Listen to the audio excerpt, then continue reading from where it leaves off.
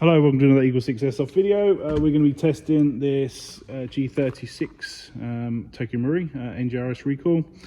So this one came in for service, so we have rebuilt the gearbox and popped in a upgrade spring. We've got the FPS on 0.2s to 292, and on 2s it's 350 or 349. And on 2.5s it's 305, so a nice bump in FPS up there from obviously stock, and we just want to demonstrate it working now just for the video. Excuse my dangling battery.